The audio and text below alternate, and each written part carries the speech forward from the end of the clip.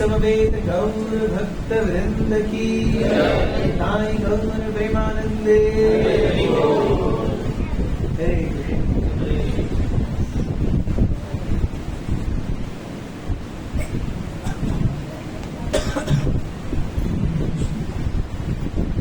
आज के इस शनिवार साप्ताहिक कार्यक्रम में आप सभी का हार्दिक स्वागत है। हम देखते हैं कि कार्तिक महीना ये बाई डिफॉल्ट महोत्सव का महीना है। इसमें कई सारे वैष्णव त्योहार आते हैं, कई आचार्यों के आविर्भाव आते हैं, तिरुभाव आते हैं, दीपावली की लीला होती है, बहुत सारी लीलाएं इस एक महीने के अंदर हो जाती हैं। सबसे बड़ी लीला तो हम हर दिन गाते हैं, दामोदर अष्टकम दीपदान अर्पण करते हैं। तो आज बहुत ही विशेष दिन है। आज गदाधर दास जी का तिरुभाव दिवस है, धनंजय पंडित तिरुभाव दिवस है, श्रीनिवास आचार्य तिरुभाव दिवस है। ये सब हमारी गौड़ीय वैष्णव परंपरा के बहुत महान आचार्य और भगवान के बहुत ही करीबी पार्षद होकर के। और साथ में आज गोपाष्टमी भी है। गोपाष्टमी अर्थात वो दिन जब भगवान एक क्या कहते हैं, ग्वाल कम्युनिटी में पैदा हुए। नंद बाबा कौन थे? ग्वाले थे। और नंद बाबा के साथ में उनके जो पूरा कम्युनिटी थी वो गोप और ग्वाल वालों की कम्युनिटी थी। सो उस समय जब बच्चा छोटा होता है, हम देखते हैं जब एक बच्चा पैदा होता है तो उसके बढ़ने के कई स्तर बताए गए हैं। जन्म से लेकर पहले वर्ष तक एक बच्चे को शिशु कहा जाता है, शैशव अवस्था। 0 to 1 इज शैशव अवस्था, वो शिशु है। From 1 to 5 it is called as बाल्य अवस्था, वो बालक है। 1 साल से लेके 5 साल तक वो बालक है। 5 साल से लेकर के 10 साल तक की अवस्था को पौगंड अवस्था कहा गया है। क्या क्या कहा है? पौगंड अवस्था।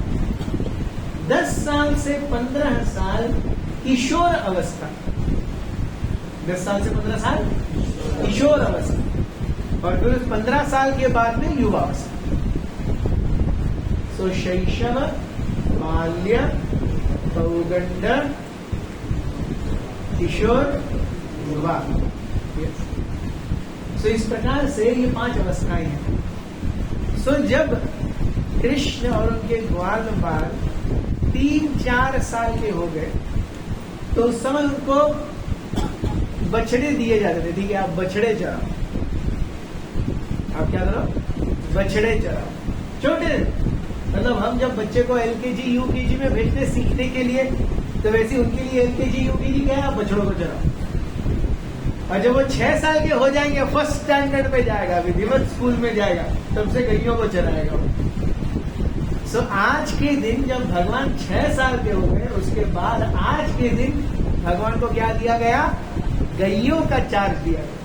तो इसलिए गोपाष्टमी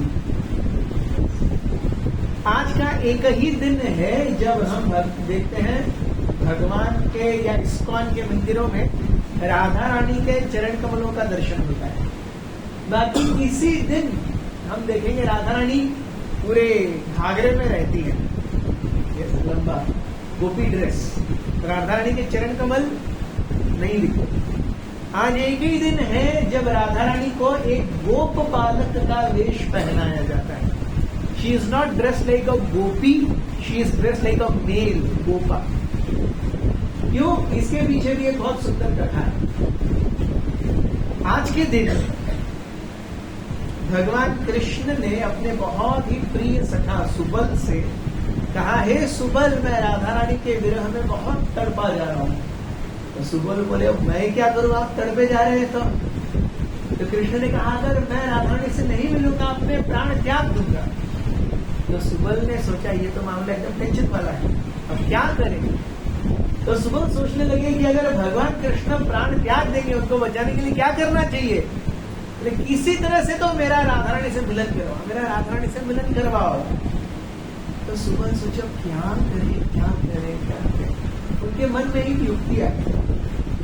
वे जा करके तब तक राधा रानी की शादी होगी। राधा रानी का ससुराल जो है वो है यावट। यावट जहां पर राधा रानी के पति अभिमन्यु, उनकी सासू मां जटिला और राधा रानी की सिस्टर इन लॉ कुटिला। तो राधा रानी की सासू मां का नाम क्या है? जटिला। और राधा रानी की सिस्टर इन लॉ को हिंदी में क्या कहते हैं? ननन का नाम क्या है? कुटिला। और ये दोनों को बहुत शक है कि राधा रानी का कृष्ण के साथ चक्कर चल रहा है।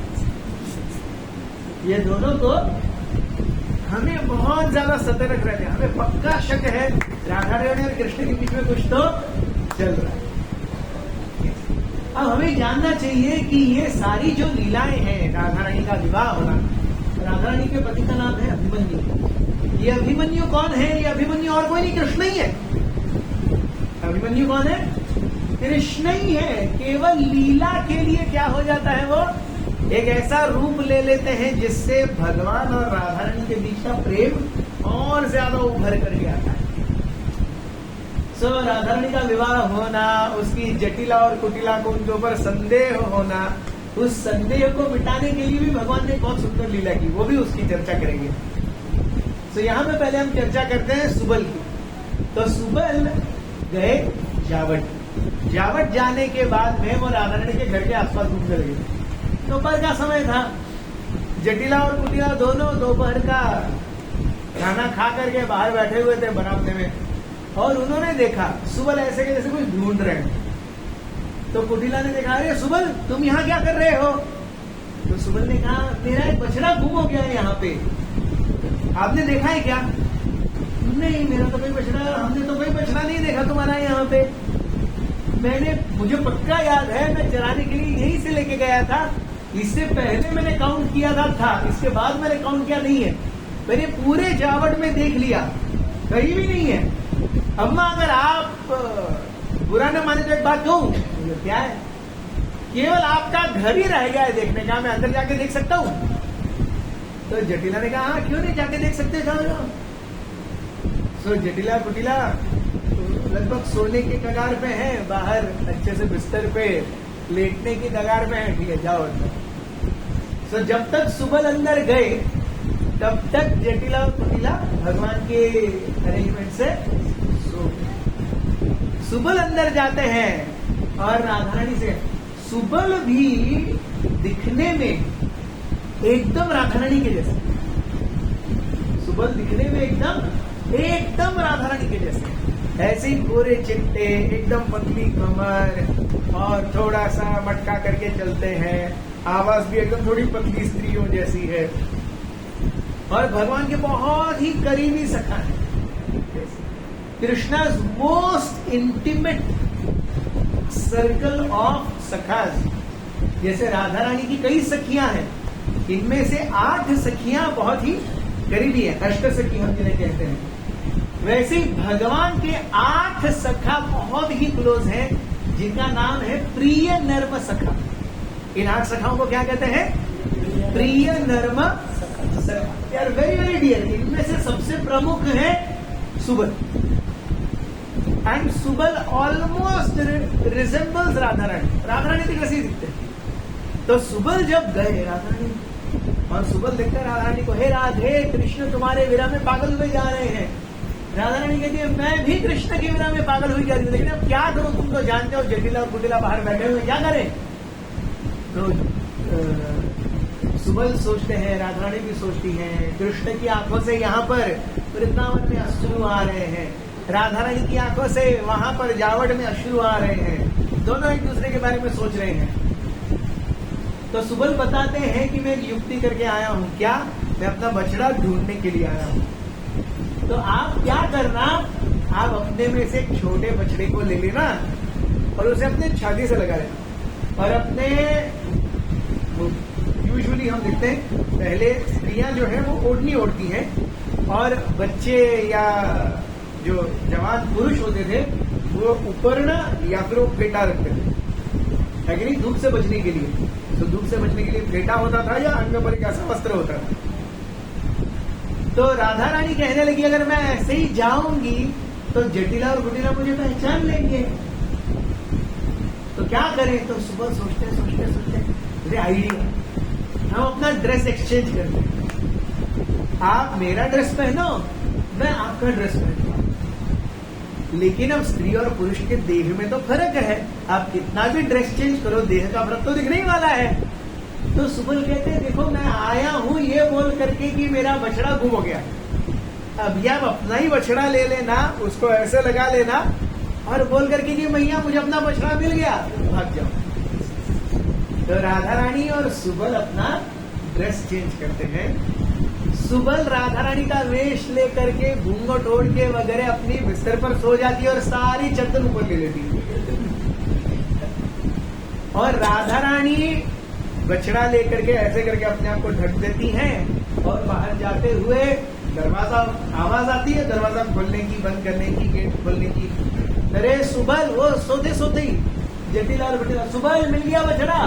हाँ हाँ अंदर था, वो चला गया था, मिल गया। तो ऐसे जटिला बटिला लिखती है, हाँ बछड़ा मिल गया, ठीक है, क्या होगा? अच्छा अम्मा, राधा रानी को थोड़ा अच्छा नहीं है, उसने बोला है कि वो जब तक खुद ना उठे उसे जगाया न जाए। अच्छा ठीक है। तो ऐसे राधा रानी सुबह का वेश पहन करके वृंदावन आई और कृष्ण उनसे मिले। बहुत समय तक उन्होंने गुह्य लीलाएं की और वापस रात्रि में, रात्रि के प्रसाद से पहले राधा रानी वापस आ गई और फिर सुबह ड्रेस चेंज करके वापस चली।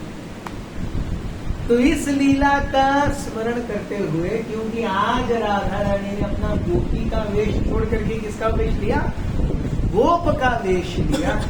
इसलिए राधा रानी को सारे मंदिरों में आज गोप का वेश पहनाया जाता है। और हम देखते हैं पुरुष अपने पैरों को ढकते नहीं, उनके पैर तो ऐसे विजिबल होते हैं, वो धोती पहनते हैं या कुछ ऐसा पहनते हैं, घुटने के नीचे तक आता है, पूरा पैर विजिबल, पूरा पैर ढका नहीं जाता। ट्रेडिशनली हम देखते हैं स्त्री अपने पूरे पैर ढकती है, पुरुष नहीं ढकते। तो आज का एक ही दिन आप इस्कॉन मंदिरों में देखेंगे कि राधा रानी के चरण कमलों का दर्शन होता है। बाकी राधाष्टमी के दिन भी आपको राधा रानी के चरण कमलों का दर्शन नहीं होगा। लेकिन आज गोपाष्टमी है, गोपाष्टमी के दिन आपको राधा रानी के चरण कमलों का दर्शन होगा। तो ये लीला हुई आज आज के दिन। एक और बहुत महान वैष्णवाचार्यों का तिरुभाव है, वो है गदाधर दास। ये गदाधर दास गदाधर पंडित नहीं है, गदाधर पंडित अलग है और गदाधर दास अलग है। गदाधर पंडित कौन है? राधा रानी। कृष्ण लीला में गदाधर पंडित कौन है? राधा रानी।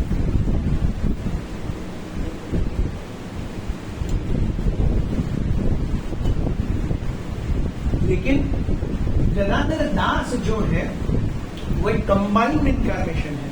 गौड़ गणोत्तेश दीपिका में बताया जाता है कि गोलोक वृंदावन में भगवान की एक बहुत ही प्रिय गोपी है जिनका नाम है पूर्णानंदी गोपी। क्या नाम है? पूर्णानंदी गोपी। सो पूर्णानंदी गोपी जब कृष्ण चैतन्य लीला में आती है तब वो गदाधर दास का वेश धारण करके रूप लेती है।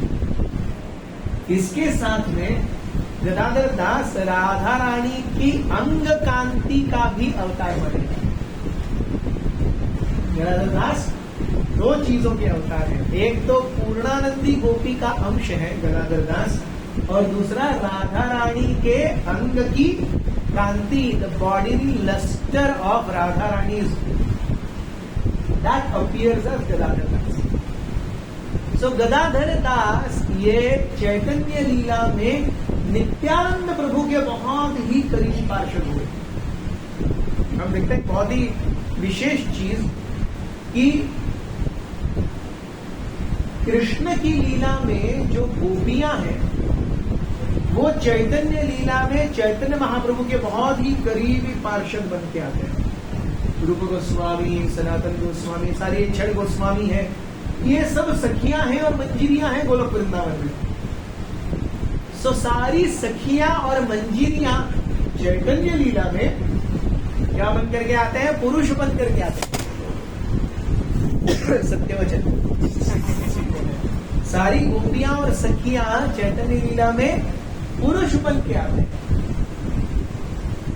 और पूर्णानंदी गोपी ये गोपी है, हालांकि ये गोपी है नित्यानंद प्रभु के जो पार्षद है वो सारे कृष्ण लीला में सखा है, और चैतन्य महाप्रभु के जो पार्षद है वो कृष्ण लीला में सखियां हैं। तो कृष्ण लीला की सखियां चैतन्य महाप्रभु के पार्षद बनते हैं और कृष्ण लीला के सखा नित्यानंद प्रभु के पार्षद बनते हैं। One exception, that is Gadadhar Das. Gadadhar Das जो है वो पूर्णानंदी गोपी है। गदाधर दास हमेशा चैतन्य महाप्रभु के जो एसोसिएट्स हैं हम देखेंगे, they are very very calm, compose, एकदम चरित्र से बढ़िया, एकदम जैसे आप 100% सोना, रूप गोस्वामी, सनातन गोस्वामी, महाराज प्रताप रुद्र, सार्वभौम भट्टाचार्य, एरिस्टोक्रेटिक लेवल। नित्यानंद प्रभु के जो पार्षद हैं वो सब अवधूत हैं। अवधूत मतलब उन्हें फर्क नहीं पड़ता कौन क्या बोल रहा है, कब क्या कर रहा है, किसी से पूछ लेना देना नहीं है। जिसको जो सोचना है सोचो, हम हैं। They are not concern with कौन क्या देखेगा, क्या बोलेगा, क्या कमेंट पास करेगा। नित्यानंद प्रभु के एक पार्षद हैं अभिराम ठाकुर। अभिराम ठाकुर जब किसी भक्त से प्रसन्न होते थे तो उसको चाबुक से मारते थे। मतलब अभिराम ठाकुर को प्रसन्न करना में टेंशन है कि अगर उनको प्रसन्न करके हम बोलेंगे अरे वैष्णव है, नित्यानंद प्रभु के पार्षद है, उनको प्रसन्न करेंगे तो क्या मिलेगा? चाबुक मिलेगा। लेकिन उस चाबुक से मार पड़ने की भी विशेषता थी। उस चाबुक का जो भी मार खाएगा वो शुद्ध भक्त बन जाएगा। जो भी उस चाबुक का मार खाएगा क्या बन जाएगा? तत्काल शुद्ध भक्त बन जाएगा। उस चाबुक का नाम भी, उस चाबुक का नाम था जय मंगल। चाबुक का नाम क्या था? सो अभिराम ठाकुर ऐसे महान वैष्णव है। अभिराम ठाकुर अगर किसी डीटी को, किसी विग्रह को प्रणाम करते और उस विग्रह के अंदर सही में अगर भगवान का वास नहीं है तो वो विग्रह फट जाते। विग्रह, व्यक्ति नहीं, विग्रह। अगर अभिराम ठाकुर किसी विग्रहों को प्रणाम करेंगे और उस विग्रह में अगर सही में भगवान का वास नहीं है तो वो विग्रह क्या हो जाएंगे? फट जाएंगे। और अगर वो किसी वैष्णव को दंडवत करेंगे और वो वैष्णव शुद्ध भक्त नहीं है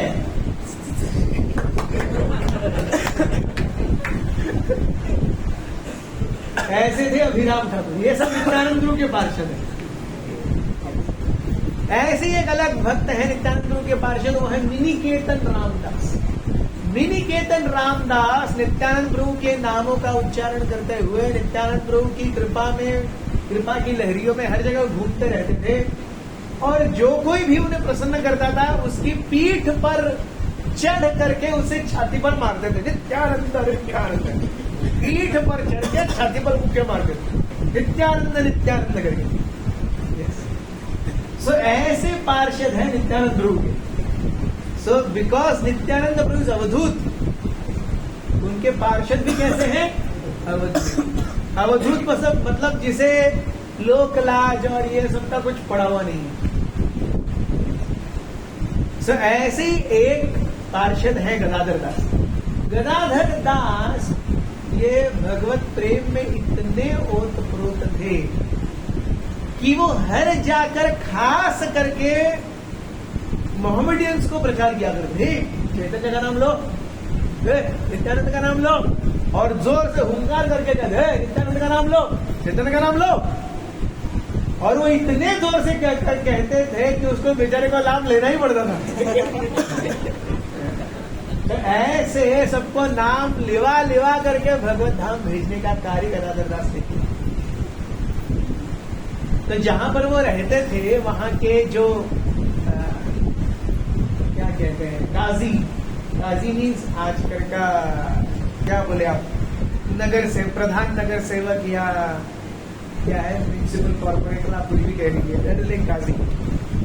तो वहां का जो काजी था, जहां पर रहते थे गदाधर दास, वो मुसलमान था। तो एक दिन गदाधर दास को ऐसे लगा, अरे ये यवन होकर के भगवान का नाम नहीं ले रहा है। रात को 2 बजे जा करके बोले, उनके दरवाजे पर ठुकाए, काजी बाहर आओ, काजी बाहर आओ। रात को 2 बजे अब कोई आपको नींद से उठाएगा ऐसे दंडन करके?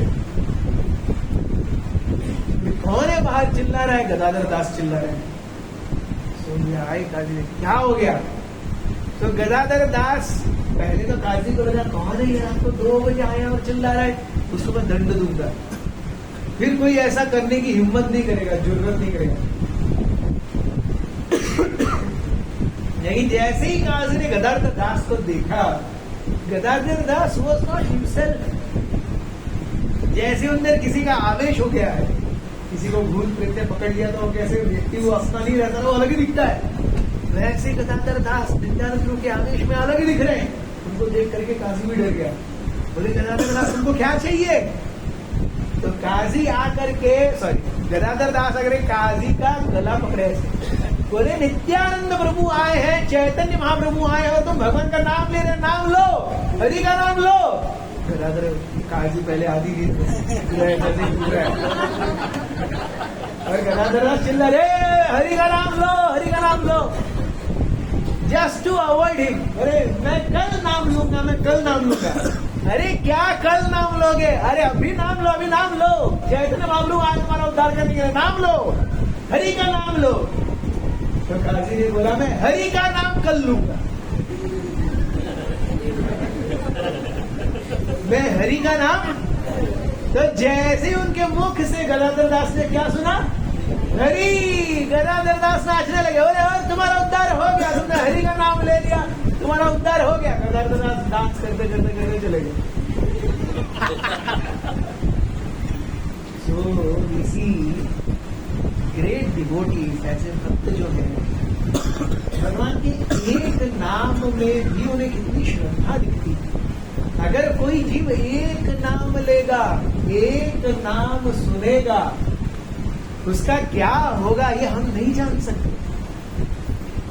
इसीलिए हमें वैष्णवों को हमेशा बहुत अच्छे से ट्रीट करना चाहिए, क्योंकि यहाँ पे गदाधर दास तो काजी को जबरदस्ती नाम हिला हिला के नाम दिला रहे हैं, यहाँ पे तो सारे वैष्णव खुद नाम कर रहे हैं।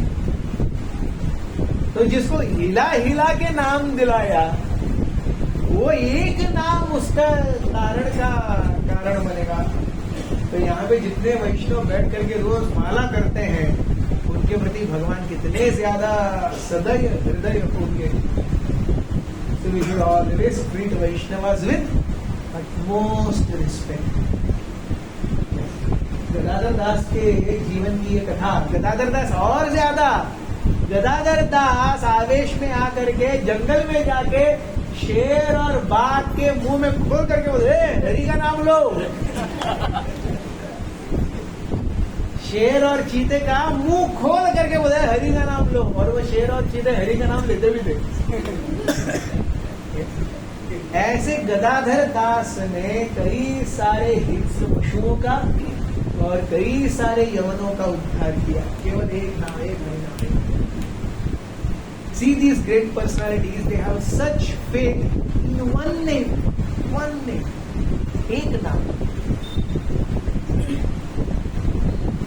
तो ऐसे भगवान का नाम अद्वितीय है, भगवान अद्वितीय है, और उस नाम का आश्रय लेने वाले भक्त भी अद्वितीय है।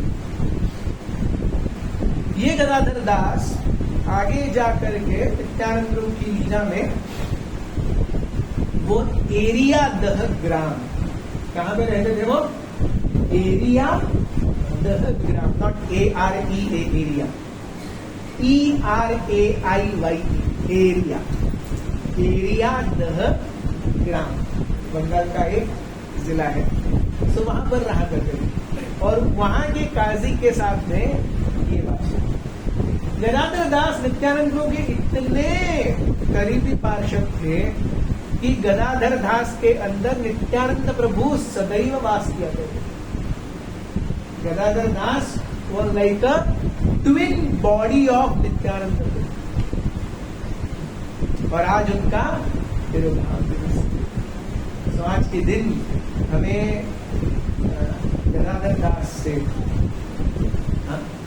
प्रार्थना करनी चाहिए कि जिस प्रकार से उनके अंदर ये प्रचार की, ये प्रचार ही तो है, हर किसी को पकड़ पकड़ करके नाम दिलवाना।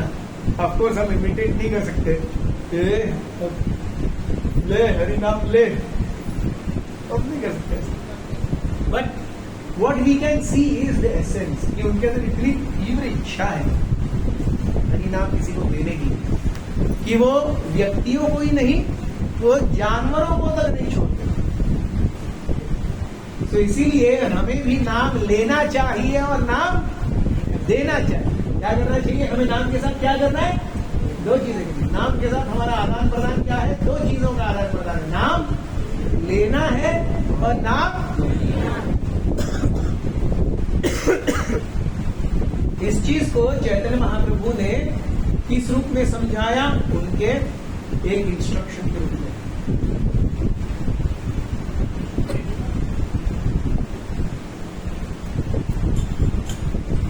भारत भूमि ते हैल मनुष्य जन्म जार, जन्म सार्थक करी कर पर उपकार। भारत भूमि में जिनका भी जन्म हुआ है उन्होंने अपना जन्म सार्थक करना चाहिए और दूसरों के ऊपर परोपकार करना चाहिए। तो जन्म सार्थक क्या है? नाम लो। और परोपकार क्या है? नाम दो। लोग सोचते हैं कि किसी को दवाई देना, किसी को पैसे देना, किसी को कंबल देना, किसी को शिक्षा देना, ये परोपकार है। ये निश्चित रूप से परोपकार है, इसमें कोई दोराहा नहीं। लेकिन सबसे बड़ा परोपकार है किसी को नाम देना। क्यों? क्योंकि अगर कोई गरीब है, निर्धन है, किसी के पास सुविधाएं नहीं है, तो वो ऐसे ही नहीं है, कहीं तो उनके पिछले जन्मों के कर्म उन्हें उन सुविधाओं से वंचित रख रहे हैं। नहीं, जैसे हम देखते हैं टाटा बिरला अंबानी के पास जितना पैसा है, हम में से किसी के पास है क्या? तो उनको जो सुविधाएं मिलती है हमको मिलती है क्या? नहीं। तो उनके हिसाब से हम भी कुछ सुविधाओं से वंचित है ना। उनके पास अपने अपने चार्टर जेट है।